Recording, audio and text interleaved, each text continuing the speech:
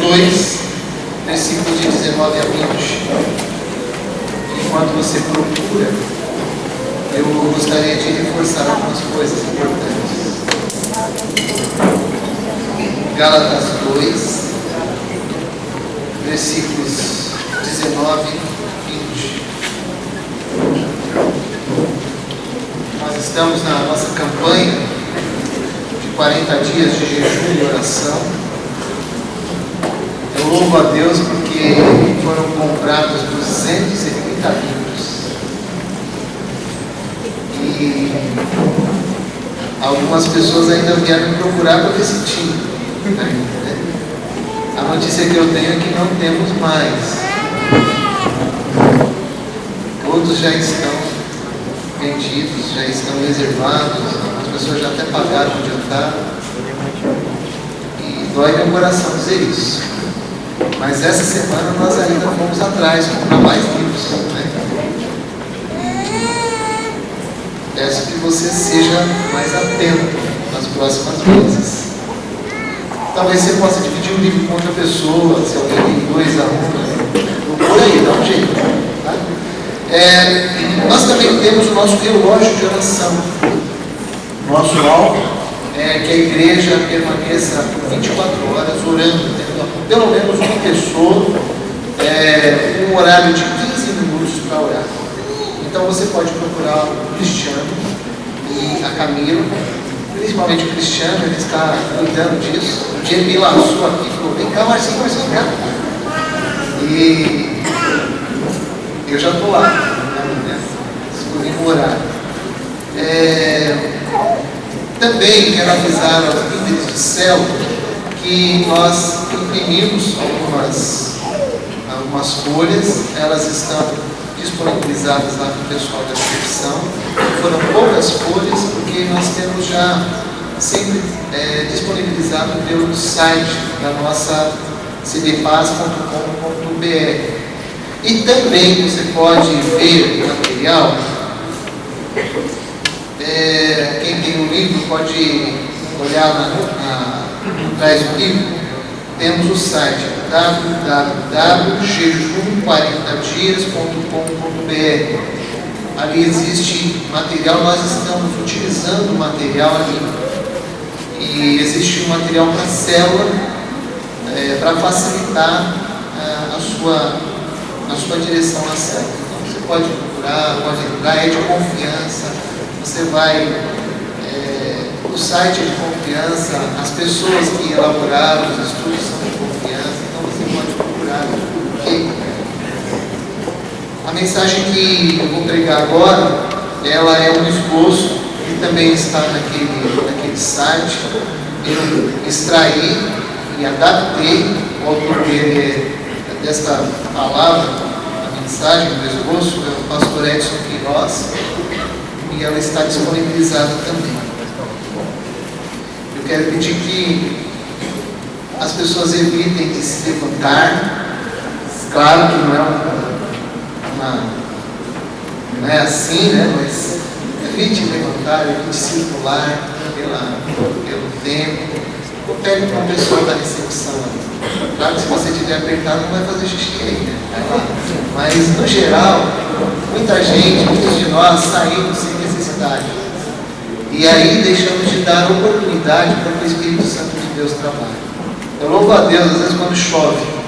E às vezes tem uns que escapam, né? Às vezes o culto acontece lá fora. E as pessoas escapam.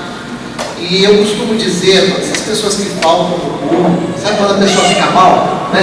A pessoa fica emburrada, ou mal espiritualmente, ela não vou no culto, não vou mais. E lá para quê? Para ser um hipócrita? Não é isso que as pessoas falam, né? Mas eu quero combater seu fundamento aí, dizendo o seguinte, que quando nós estamos participando do culto, nós estamos dando oportunidade para que o Espírito Santo de Deus trabalhe na nossa vida. E eu creio na ação do Espírito Santo de Deus, porque o Espírito Santo de Deus é pessoa, é vida, é vivo, e ele age na nossa vida. Ninguém pode resistir ao Espírito Santo de Deus. Quer dizer, podemos, até vou pregar sobre isso aqui também. Podemos, mas quando o Espírito Santo toca, não tem quem resista. Se Deus quer que você faça alguma coisa, Ele vai fazer. Foi o que aconteceu com Paulo, não caiu no cavalo? Então, eu espero que você não caia na cadeira nessa noite. Outra coisa, eu louvo a Deus porque nós temos muita tecnologia, né?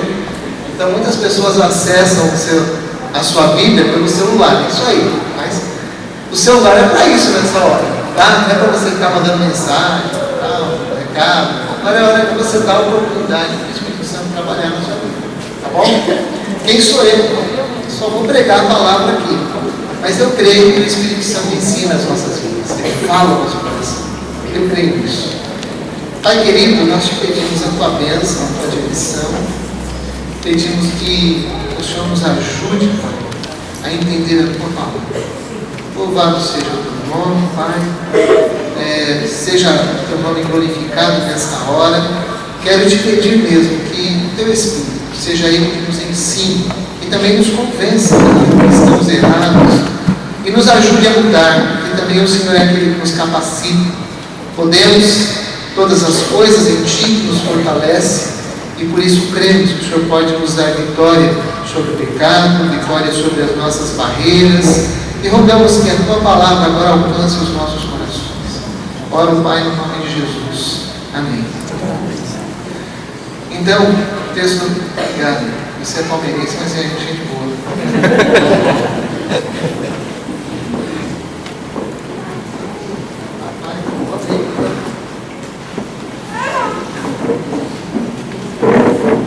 Acharam aí?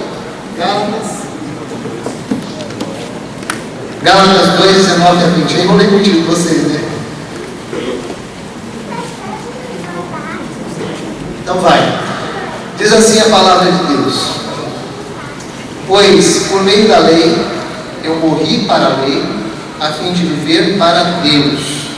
Fui crucificado com Cristo, assim já não sou eu quem vive, mas Cristo vive em mim. A vida que agora vivo no corpo, vivo-a pela fé no Filho de Deus, que me amou e se entregou por mim. Este é o texto. Eu gostaria de falar sobre compromisso de viver para Cristo. Este será o tema da semana, renovando o compromisso. E nós somos cristãos, somos chamados para renovar o nosso compromisso. A verdadeira vida cristã, na verdade, a verdadeira vida cristã é Cristo vivendo em nós. Não sou eu quem vive, mas é Cristo que vive em mim. E para que isso aconteça, eu tenho que morrer. A ideia é a morte do meu egoísmo, a morte do meu ego. No momento que eu entrego a minha vida a Cristo e o recebo como Senhor e Salvador da minha vida, no mundo espiritual, eu morri para o pecado, para a carne, para o mundo, para Satanás. Eu me lembro que, quando adolescente, eu fui distribuir um folheto. Nós distribuíamos folheto aos domingos, aos sábados, e aquele folheto tinha um título que eu acho que foi o Henrique que escreveu: Você tem que morrer. O Henrique trabalhou numa publicadora de folhetos, e eu não sei se você se lembra, eu não sei se era da sua época lá, mas um folhetinho que estava escrito assim: Você tem que morrer. E aí os adolescentes da igreja, todos entusiasmados, nosso alvo era achar gente. Aí alguém disse assim: vamos lá no campo, tinha um futebol de várzea lá, vamos lá no campo, vamos distribuir, né? E aí eu fui distribuir um folheto, eu e mais uns amigos lá, vamos distribuir lá no campo de futebol. E aí logo saí de lá, porque o cara já disse, um já disse assim: quem tem que morrer é a tua mãe. Tem que chutar a lua da tua. Os caras já estavam já mamados, chupados ali, alguns bêbados. Eu falei: é melhor sair daqui. Mas, gente, a ideia é de uma morte espiritual, de uma morte do nosso ego, do nosso eu, do nosso querer. Efésios capítulo 2, versículos de 1 a 5, diz assim: Vocês estavam mortos em suas transgressões e pecados, nos quais costumavam viver, quando seguiam a presente ordem deste mundo, e o príncipe do poder do ar, o espírito que agora está atuando nos que vivem na desobediência. Anteriormente, no passado, Vivíamos entre eles, satisfazendo as vontades da nossa carne, seguindo os seus desejos e pensamentos. Éramos, por natureza, merecedores da ira. Todavia, Deus, que é rico em misericórdia, pelo grande amor que nos amou, deu-nos vida com Cristo, quando ainda estávamos mortos em nossas transgressões. Pela graça, vocês são salvos. E é interessante porque o texto que nós lemos aqui diz que um dos inimigos, que uma forma de vida do passado era uma vida com base no nosso ego. Eu costumo dizer que lá em Efésios capítulo 2, nós temos pelo menos 3 inimigos ali. O inimigo, que é o diabo, que nós sempre colocamos a culpa nele. O mundo em que nós vivemos, em que ele vai, o mundo em que vai colocando, jogando coisas para a nossa mente, para o nosso coração, e de repente nós já estamos convivendo com tantas coisas que desagradam a Deus e entendendo que que essas coisas são comuns, que essas coisas são normais. Eu posso citar aqui a televisão, as novelas, que têm assim feito praticamente uma propaganda, um incentivo com relação ao homossexualismo, na ideia de combater a homofobia, mas ao mesmo tempo parece que é uma imposição, parece que você tem mesmo que dar oportunidade para isso. E a palavra de Deus diz que homossexualismo, lesbianismo e qualquer coisa, qualquer imoralidade é pecado, pecado que separa de Deus. E se você tem esta tendência ao pecado, eu quero convidar você a se arrepender e a fazer morrer esse desejo, porque Deus não se agrada de coisas assim. Um dos maiores inimigos da vida cristã é o próprio ego, os próprios desejos. E a Bíblia chama o ego de carne. Este é o inimigo, este é um dos inimigos do homem, do cristão. Paulo descreve uma luta interior entre a carne e o espírito. Eu vou pedir para você abrir a sua Bíblia aí, ou então, sei lá, de repente colocar alguma coisa ali. A Gálatas capítulo 5, versículo 17, diz assim: pois a carne deseja o que é contrário ao espírito, e o espírito o que é contrário à carne. Eles estão em conflito um com o outro, de modo que vocês não fazem o que desejam. Nesse texto que talvez você tenha aberto, se você não abrir, você pode abrir na sua casa, Gálatas 5,17, nós vemos que a carne, ela luta contra o espírito, e o espírito aí está em letra maiúscula. Na verdade, Paulo está escrevendo aos cristãos, e este Espírito é o Espírito Santo de Deus, porque quando nós recebemos a Cristo como Senhor e Salvador, o Espírito vem e habita no nosso coração, e começa a transformar a nossa vida, a agir na nossa vida, a nos convencer do pecado, dos nossos erros, a tomarmos algumas posições. E por isso, o apóstolo Paulo escreve que a nossa carne, nosso desejo, ele é contrário ao Espírito Santo de Deus. E o Espírito é contrário à carne. E eles estão em conflito um com o outro, de modo que vocês não fazem o que desejam. Então, nós temos uma briga. Paulo diz que existe uma guerra espiritual.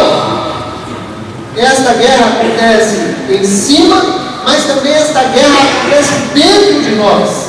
O apóstolo Paulo disse uma vez: sei que o mal que eu não quero, esse eu acabo fazendo. E ele disse: como eu sou um miserável, quem é que pode me ajudar a fazer isso? Quem pode me ajudar a mudar de atitude? O Senhor Jesus que habita em nós, o Espírito Santo de Deus que habita em nós. É uma luta que nós temos constantemente. A minha sogra tem um cachorrinho, o nome dele é Petit. Petit, eu acho que em francês quer dizer pequeno. Ele é pequeno mesmo, mas sabe aquele cachorro? Ela não está aqui mesmo, né? A conta está aqui mesmo. Aquele cachorro chato.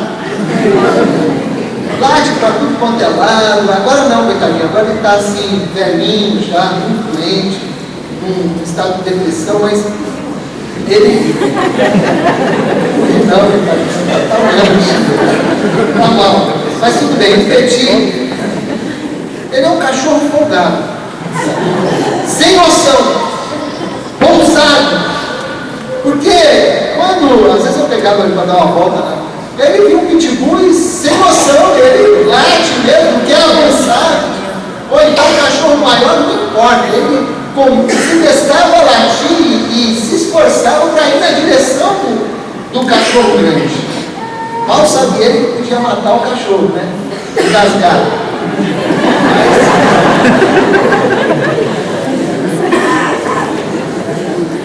Por que eu estou falando isso, gente? Porque o nosso ego, o nosso eu, também é sem noção, é ousado. O nosso ego, ele é capaz de travar uma luta interior com o Espírito Santo e também é capaz de apagar a ação do Espírito Santo nas nossas vidas. A Bíblia diz lá em 1 Tessalonicenses capítulo 5, versículo 19, ela diz assim: não apague o Espírito. E muitas vezes é assim que nós fazemos. Nós cristãos não damos espaço para que o Espírito Santo fale ao nosso coração. Fechamos o nosso ouvido, colocamos cera no nosso ouvido, e assim nós ficamos fechados ao Senhor, fechados à voz do Espírito Santo. Tome cuidado com isso. Precisamos abrir os nossos ouvidos ao Espírito Santo de Deus. Eu creio sim, a palavra de Deus nos diz que o Espírito Santo também é irresistível. Porque quando Deus age na nossa vida, quando Ele entende que deve agir, que é o momento, ninguém pode resistir. Mas infelizmente, muitos de nós nos fechamos para o Espírito Santo de Deus. E por conta disso, perdemos de viver uma vida que agrada ao Senhor. Porque quem pode nos capacitar a viver uma vida que agrada ao Senhor é o Espírito Santo de Deus que habita em nós. Ele testifica, ele testifica com o nosso Espírito que somos filhos de Deus. E somos filhos de Deus. E Efésios 5:1 diz que nós devemos ser imitadores de Deus como filhos amados. Então quem nos capacita é o Espírito Santo de Deus.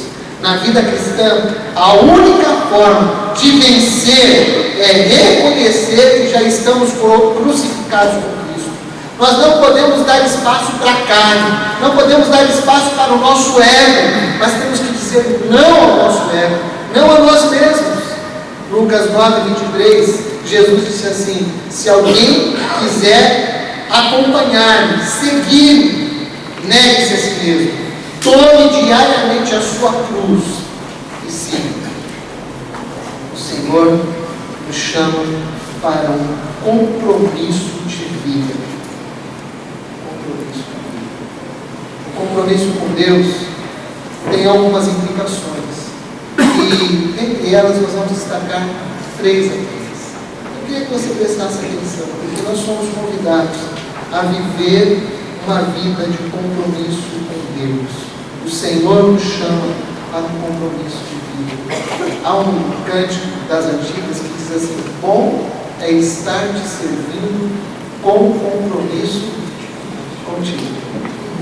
Eu acho que é isso. Como é bom servir ao Senhor e servir com compromisso.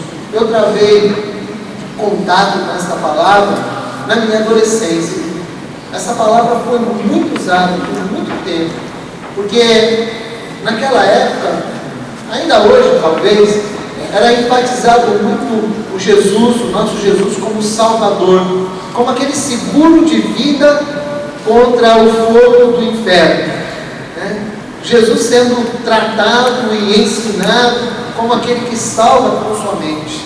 E aí naquela época as pessoas entravam e traziam a palavra com a ideia de dizer: olha, ele não é só seu Salvador, ele também é Senhor. Ele não quer tão somente te livrar do fogo do inferno, ele quer ser Senhor da sua vida, ele quer participar da sua vida, ele quer conduzir a sua vida, e isso requer compromisso. Porque muitas vezes nós queremos tão somente as bênçãos de Deus, mas não queremos ter compromisso com Deus que nos abençoa, com Deus que cuida de nós. Não queremos viver e agradá-lo, queremos que Ele nos agrade enquanto estamos vivos e enquanto estamos caminhando. Quais são as implicações deste compromisso com Cristo? Romanos capítulo 6, versículo 11, diz assim: assim também vós considerai-vos mortos para o pecado, mas vivos para Deus em Cristo Jesus. Então, a primeira implicação é que a morte para o pecado faz parte do compromisso com o Senhor. A morte para o pecado faz parte do compromisso com o Senhor Jesus Cristo. Infelizmente, nós temos, eu coloco nós, todos nós aqui, ninguém escapa disso. Nós temos a tendência de viver uma vida dupla. Que vida dupla é essa? É que eu quero viver de acordo com os meus planos, eu quero viver de acordo com a minha vontade, com os meus ideais, com os meus pensamentos, com aquilo que eu tenho convicção. Eu quero viver assim. Ao mesmo tempo, como cristão, eu também quero viver como Cristo. Eu também quero agradar a Cristo na minha vida. E esta é a razão,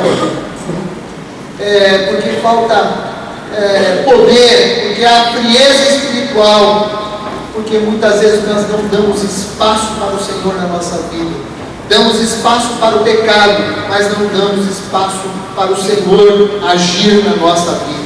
Precisamos dar plena liberdade para que Cristo viva a sua vida poderosamente em nós.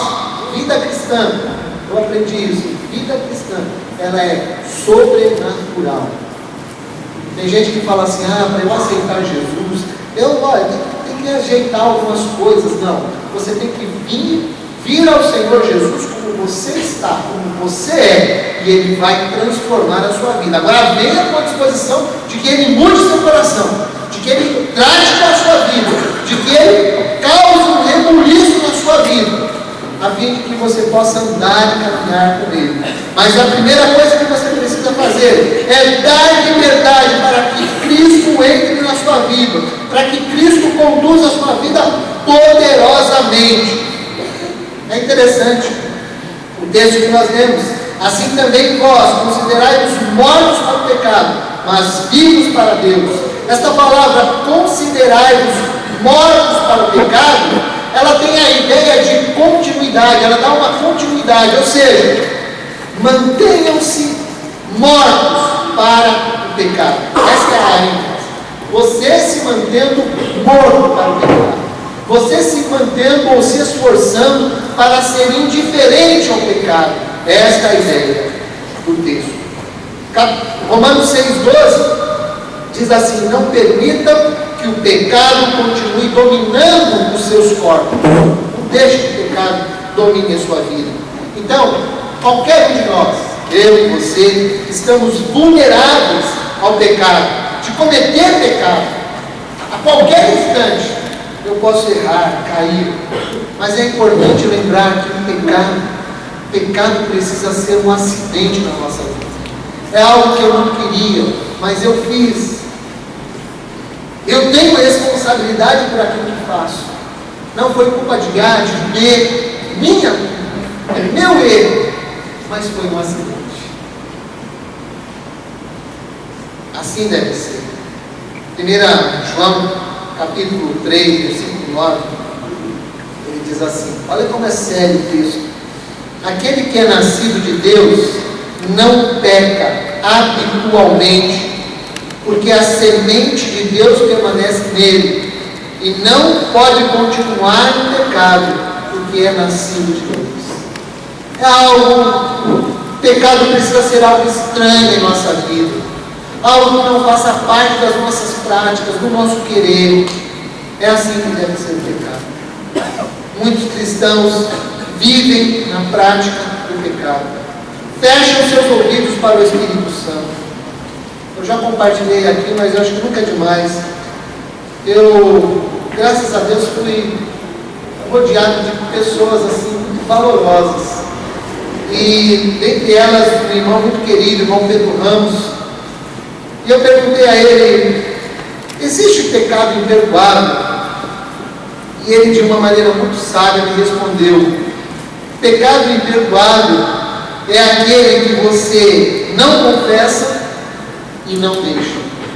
Este é o pecado imperdoável, porque você não deixa, porque você não confessa. Eu queria perguntar para você nessa noite: você tem vivido na prática do pecado e não tem dado ouvido ao Espírito Santo de Deus? Há um texto em Provérbios 28:13, provavelmente o texto que o irmão Pedro Ramos se baseou. Ele não usou, não falou para mim, mas ele disse, o texto de Provérbios 28:13 diz assim: o que encobre as suas transgressões nunca prosperará, mas o que as confessa e deixa alcançará misericórdia. Então você precisa confessar o seu pecado, você precisa deixar o seu pecado. Seu pecado de estimação precisa ser largado, deixado. Para de colocar a culpa no outro, para de dizer eu sou assim porque eu fui criado com os meus pais, ou meus avós, ou os meus tios, e eles eram assim, eles faziam assim. Você é responsável pelos seus pecados. Eu sou responsável pelas minhas decisões. Para de colocar a culpa nos outros.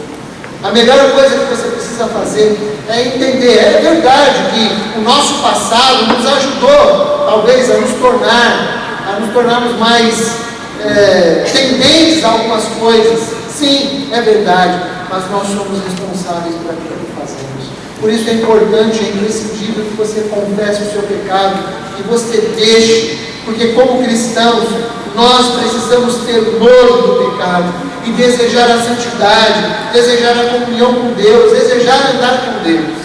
Então a primeira coisa que você precisa fazer é morrer para o pecado, ou isso faz parte do nosso compromisso. Segundo lugar, você precisa, se você tem que morrer para o pecado, você agora precisa viver para Cristo. Viver para Cristo faz parte do nosso compromisso com o Senhor. O texto diz que devemos nos considerar mortos para o pecado e vivos para Deus. A ideia de vivos para Deus é a ideia de alinhar toda a nossa vida com a vontade de Deus.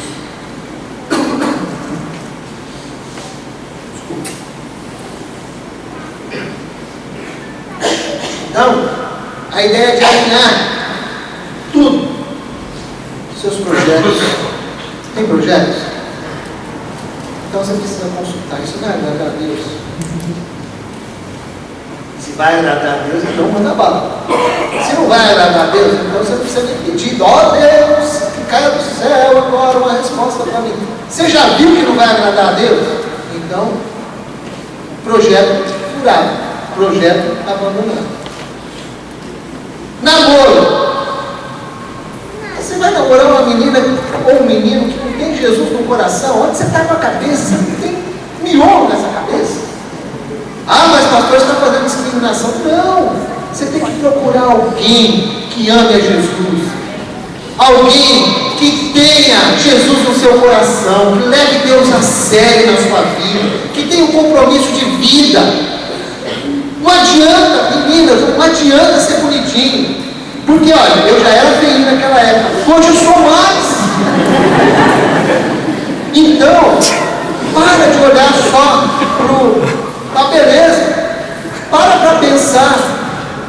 E outra coisa, gente, namoro, acho que eu estou desviando o assunto aqui, mas é bom, tá bom. Namoro, gente, não é que é para casar. Às vezes a gente discute essas coisas na mesa de casa, né? Namoro, você tem que ter um projeto. Não, vou namorar para passar tempo. Não, isso não é passar tempo, isso é coisa séria. Não se brinca com os sentimentos de ninguém. Então, namoro, você precisa ter um projeto. Né? Então, olha, eu quero namorar porque um dia eu quero casar. Se você vai casar ou não, é outro papo. Mas você tem que ter esse objetivo. Não é ficar aí, matar tempo para contabilizar, colocar no seu caderninho 2, 3, 4, 5. Para com isso. Precisamos levar isso a sério. Eu sei que, às vezes, essa questão dos adolescentes é muito difícil, porque é eu falo desse lado aqui, porque o peso maior está aqui. Então, moçada, vamos parar com isso. Sabe o que você faz? Ajoelha ali na sua cama, fala assim: Deus, manda alguém. Manda. É que vocês não são desse tempo, mas tinha uma propaganda da Perdigão, e é assim: é Perdigão? Então manda. É assim, faz a oração da Perdigão.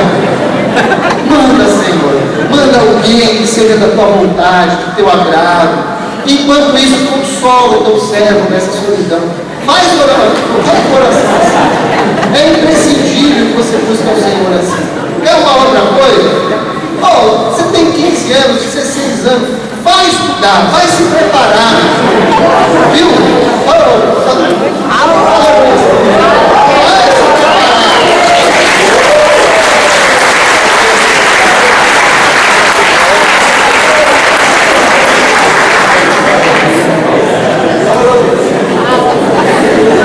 Vai lá, se prepara.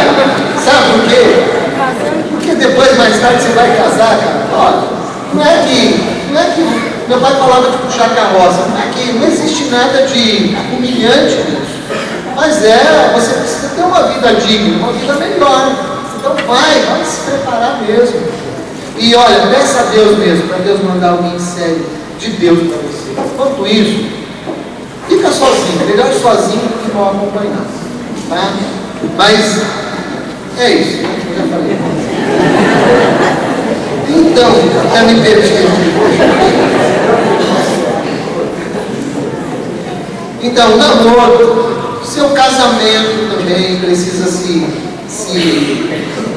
alinhar à vontade de Deus. Como você está tratando sua esposa? Como você está tratando o seu marido? Você alinhar isso. Deus tem um propósito. E esse viver para Cristo é também ter um casamento que agrade ao Senhor. Gente, olha, eu tenho quase 25 anos de casado. Eu estou assim, estou em festa em casa. Eu louvo a Deus, porque Deus foi muito bondoso comigo. Eu não merecia, Deus me deu mais do que eu preciso. Posso falar à vontade que ela não está aqui hoje, mas ela fica chateada de falar. Mas eu louvo a Deus pela pessoa que Deus me deu, pela família que Deus me deu. Eu tenho para mim que foi resposta de oração. Não que eu tenha sido um adolescente perfeito, não, mas que eu orava.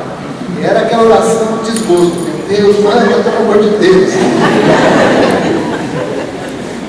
Mas como é bom a gente colocar as coisas diante do Senhor. Seus negócios, sabe, a sua profissão, o que vocês vão escolher. É a hora que vocês dobrarem os seus joelhos, pedirem ao Senhor discernimento, para que vocês não percam tempo escolhendo uma coisa que não tenha sido melhor. É claro, se você escolher alguma coisa que não foi melhor, para e vai para o caminho que Deus já te mostrou. Mas a ideia é que você busque no temor do Senhor viver para Cristo. A ideia é que quando você for estudar, ter alguma profissão, você coloque Deus no teu plano. Ou seja, de você usar mesmo o seu talento, de você usar a sua vida profissional para ganhar outras pessoas para Jesus, como ferramenta para alcançar outras pessoas para Jesus. Isso é viver para Cristo. Isso é prático. Por isso, submeta-se ao Senhor e procure fazer a vontade de Deus em sua vida. O Senhor Jesus Cristo deve ser a razão das nossas vidas, da minha vida, da sua vida. Paulo afirma que tem que ser vivida pela fé e não por emoções passageiras. Veja que ele diz lá no começo: estou crucificado com Cristo. E quando eu pensei nisso, nessa palavra, estou crucificado com Cristo, na verdade, Paulo passou por várias dificuldades na sua vida. E ele não estava pautando a sua vida por sentimentos, por emoções. Ele pautava a sua vida pelo compromisso que ele tinha com Cristo. E o compromisso que ele tinha era de, se necessário for, morrer. Já sofria. Se necessário fosse, ele estava disposto a morrer, como morreu pelo Senhor Jesus. Por isso ele diz: já estou crucificado com Cristo. não era discurso de político, não era discurso de pastor que fala demais, não era o discurso de alguém que vivia isso. E ele diz: logo já não sou eu quem vive, mas Cristo vive em mim. E esse viver que agora tenho na carne, vivo pela fé no Filho de Deus, que me amou e assim mesmo se entregou por mim. O compromisso com Deus, o andar com Deus, não deve se firmar nas emoções. Paulo uma vez disse assim: eu sei em quem tenho crido e estou certo de que Ele é poderoso para guardar no meu tesouro até o dia. Ele colocou a sua fé no Senhor Jesus. A nossa fé tem um grande valor, o único valor que ela tem. O único valor que ela tem é de onde nós estamos depositando a nossa confiança. O único valor que ela tem. Porque o autor da nossa fé é o próprio Jesus. Então, quando eu deposito toda a minha confiança no Senhor, e confio que Ele está cuidando da minha vida, e confio que Ele está cuidando da minha história, então eu estou me guiando pela fé. E a única forma de viver a verdadeira vida cristã é pela fé em Deus e na sua palavra. Precisamos crer que a palavra de Deus funciona. Precisamos crer que a palavra de Deus, ela é importante para as nossas vidas. Não se paute pelos seus sentimentos, paute-se pela palavra do Senhor, pela ação do Espírito que move a sua palavra e nos traz ao nosso coração e nos dá a certeza das decisões, dos caminhos que temos a tomar. Precisamos crer que o nosso eu, o meu eu, foi crucificado com Cristo. E também crer que Ele está vivendo em nós. Precisamos deixar que Ele viva em nós. Ele vive em mim. Há uma música do passado que diz assim: eu coloco, Senhor, minha vida no altar, para servir-te com todo vigor. Vem queimar com teu fogo da carne o querer, até que eu possa testificar. Não sou eu, mas quem vive, o Senhor vive em mim. Estou crucificado por fim. E esta vida que agora desfruto por fé, só dedico a servir-te, Senhor. Nós precisamos colocar a nossa vida no altar do Senhor. Deixe que o Senhor enxergue o seu caráter,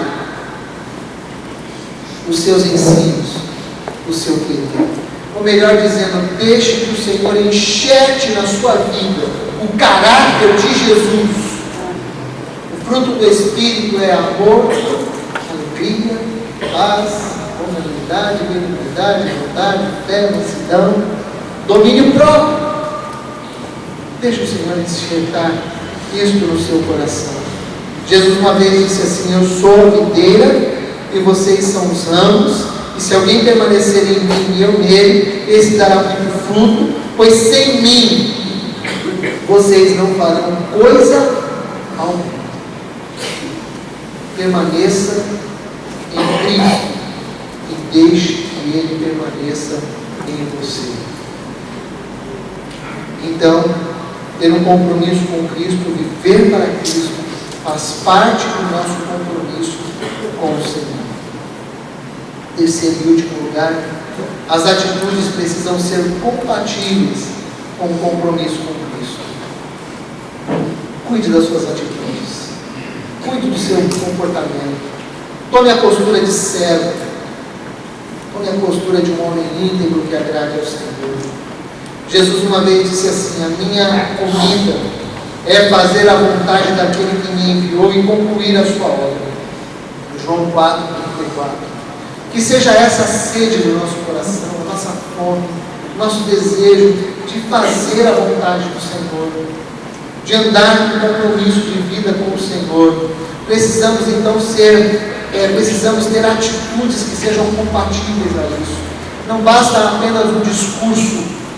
Nosso falar, nosso agir deve ser compatível com os princípios da palavra de Deus. Nós dizemos que Cristo é o Senhor, mas precisamos deixar que Ele seja Senhor mesmo da nossa vida. Há uma música que diz assim: eu quero cantar o que vivo e quero viver o que eu canto. No meu caso, eu preciso pregar o que eu vivo e viver o que eu prego. Márcia, você vive o que você prega? Eu confesso aos irmãos que eu me esforço, eu tento, mas talvez seja longe ainda de ter uma vida que seja um padrão da sua vida. Mas eu quero que as minhas atitudes falem alto. Quero que as pessoas vejam Jesus através das minhas atitudes. Não quero viver uma vida contraditória. Quero falar e viver aquilo que falo. Nestes 40 dias de jejum e oração, nós estamos sendo desafiados a ter uma vida nos padrões do reino de Deus. Se você ler o Sermão do Monte, e eu sugiro que você faça isso, nosso livro trata desse assunto, né? A ideia de, por uma nova reforma, vem destes 3 capítulos da Bíblia, Mateus capítulos 5, 6 e 7, que é o Sermão do Monte. E o Sermão do Monte, o ensino do Sermão do Monte, ele está direcionado à vida prática, ao dia a dia, para ser vivido de forma sobrenatural. O Sermão do Monte é um dos textos mais práticos da palavra de Deus, onde Jesus fala que como deve ser o nosso agir e como deve ser o nosso viver. De fato, ele diz que precisamos agir como cidadãos do reino. Ele diz que precisamos reconhecer a nossa pobreza de espírito. E nós usamos essa palavra, ou esse termo, pobreza de espírito, de maneira errada. Quando alguém fala alguma coisa errada, quando alguém toma fala alguma coisa, alguma besteira, ou expressa alguma coisa, a gente costuma dizer assim: o fulano é pobre de espírito. Não tem nada a ver com isso. A ideia de pobre de espírito é esta: é a ideia de que você olha para o Senhor, olha para a sua vida e percebe o quanto você é miserável. Me permitam a expressão desgraçado. É reconhecer a nossa miserabilidade. E é por isso que Jesus disse: bem-aventurado aqueles que são pobres de espírito, que dizem assim: Senhor, eu reconheço que eu não sou nada sem o Senhor. Se o Senhor não viver em mim, a minha vida vai ser muito ruim. Se o Senhor não habitar no meu coração, a minha vida vai ser péssima. Eu vou ser um péssimo marido, eu vou ser um péssimo profissional, eu vou ser um péssimo qualquer coisa. Mas eu preciso reconhecer o quanto eu sou miserável diante do Senhor. E o Sermão do Monte é um ensino direcionado à vida prática. Jesus não está preocupado em discutir assuntos irrelevantes, mas Ele ensina lá no seu dia a dia. Ele ensina lá como você deve proceder para evitar o adultério. Aquele que olha já para uma mulher ou para um homem com má intenção, ele já cometeu adultério no seu coração.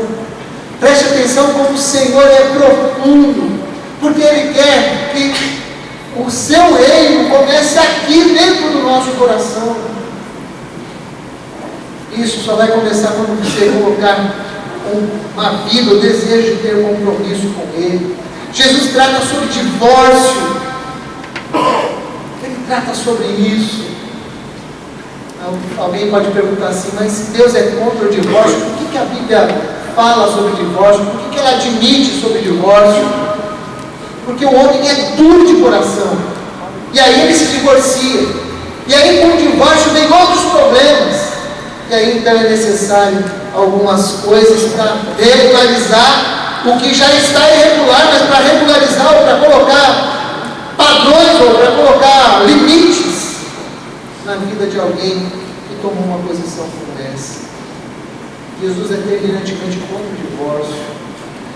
Ele fala sobre o amor aos inimigos, ele fala sobre oração, Ele fala sobre as dificuldades de andar no caminho estreito. Ele fala sobre a necessidade de nós praticarmos a sua palavra e não sermos tão somente ouvintes. O Senhor Jesus é muito prático, gente. Como é que eu posso ser um crente que agrade ao Senhor amanhã, quando você se levantar? Proceda corretamente. Haja com caráter que agrade ao Senhor. Trate bem o motorista que vai te receber quando você entrar no ônibus. Coisas pequenas.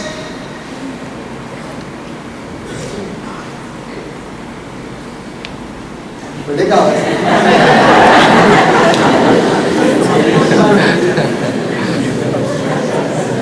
E os motoristas também, eles se tratam bem, né? Mas nós precisamos viver uma vida que agrade ao Senhor. Jesus nos chama para uma vida coerente. Ele habita em nós. Portanto, as nossas atitudes precisam ser compatíveis com a sua palavra. Concluindo, a verdadeira vida cristã implica num compromisso muito sério de morrer para o pecado, de morrer para o mundo, de morrer para a carne, de morrer para o diabo e viver para Deus. Compromisso, essa palavra veio do latim e ela tem o sentido de fazer uma promessa mútua. Portanto, essa palavra compromisso, ela é uma junção de duas palavras: com, que quer dizer junto, né? E vou ler aqui, né? Prometer, só para que vem da palavra prometer. Então fazer uma promessa junto com alguém, prometer e garantir, fazer uma promessa mútua. E a palavra de Deus nos diz lá em Jeremias 32:38 diz assim: Deus falando, eu serei o seu Deus e vocês serão meu povo. Então, é esse o compromisso que Deus tem conosco. Ele promete ser nosso Deus. Ele promete dirigir a nossa vida. Ele não nos promete dar uma casa do último, melhor casa do mundo, um carro do último tipo. Ele não nos promete isso. Ele não é o Deus que nos serve com riquezas, mas é o Deus que promete cuidar de nós. É o Deus que não vai nos deixar envergonhados. É o Deus que vai nos dar condições, sim, para viver. É o Deus que vai cuidar da gente. É o Deus que, mesmo quando passarmos por aflições na nossa vida, Ele será conosco. Há um texto, se não me engano, em Hebreus, que diz: eu não te deixarei, não te desampararei. E outro texto, lá em Hebreus, que diz assim: eu sou o mesmo ontem, hoje e eternamente. Deus não dá mancada. Não dá. Ele cuida de nós. Por isso eu quero convidá-lo a renovar o seu compromisso com o Senhor nesta noite. Renovar mesmo.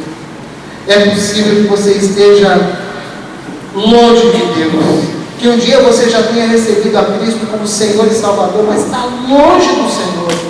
Ano passado eu preguei aqui sobre Pedro, e em Lucas capítulo 22, versículo 54, diz que Pedro seguia Jesus de longe. E tem muito crente seguindo a Jesus de longe, sem compromisso, querendo que Deus honre os seus compromissos com Ele, mas não honrando o seu compromisso com o Senhor.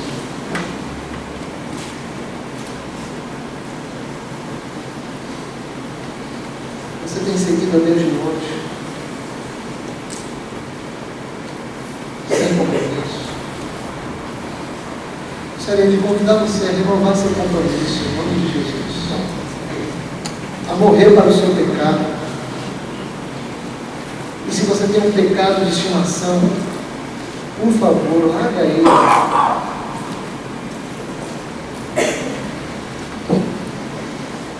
Estamos chamando você a viver com Cristo, a prestar atenção nas suas atitudes, e ter ter uma vida compatível com a palavra do Senhor. Ame ao Senhor de todo o seu coração. Também eu gostaria de dizer a você que talvez esteja em cima do muro aí, até hoje nunca fez uma decisão ao lado de Jesus.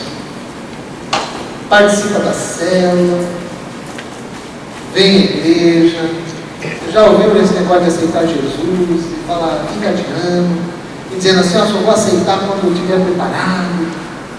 Para com isso, o Senhor já falou o seu coração ali. Agora você tem que abrir e entregar a sua vida, acabou. É isso que você tem que fazer. Mas e depois? Depois ele vai moldar você, talvez até dar uns petelecos em você. Vai apertar você, vai colocar você no eixo. Mas você tem que dar esse passo de fé e ligar a sua vida a Jesus. E é isso. A palavra de Deus está falando com você nessa hora. Você gostaria de, mais uma vez, reafirmar seu compromisso com o Senhor. Mais uma vez, dizer assim, eu quero fazer esse acordo de novo com o Senhor. Então, se você entende assim, eu vou pedir para você vir à frente. Nós vamos orar. Em segundo lugar, se você não tem Jesus no seu coração, nunca fez um compromisso com Ele, eu quero orar com você.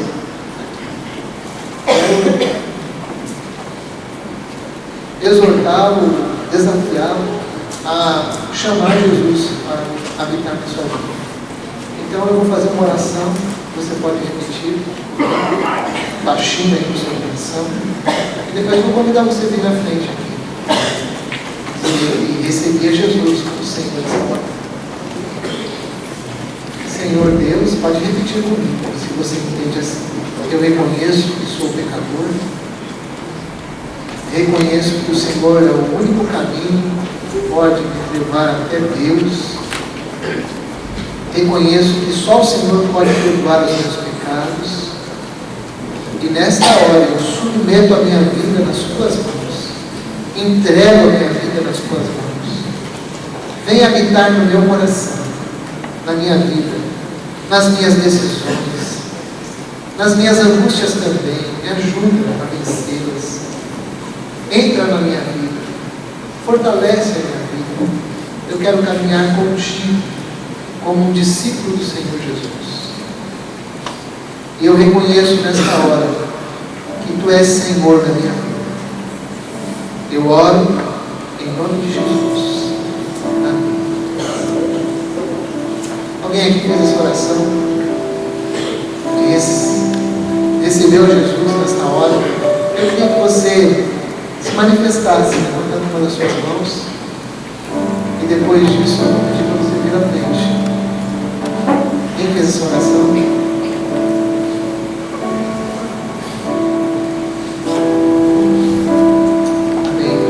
Seja Deus. Mais alguém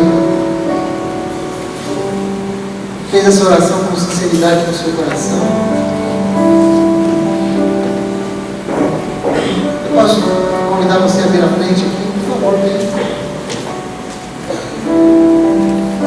Eu também aproveito para dizer que se alguém aqui nessa noite entende que deve renovar seu compromisso com o Senhor, eu vou pedir para você vir à frente. Pode vir. Esse negócio de compromisso é bom, né?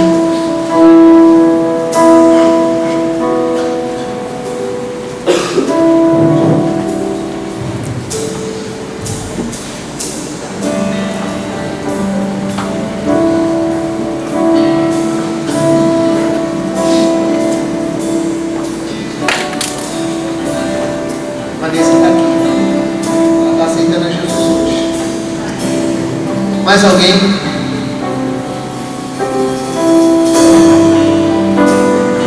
Vamos ficar de pé. Estenda sua mão sobre a Vanessa. Senhor Deus, a Vanessa está aqui. E de alguma forma o Senhor falou ao seu coração.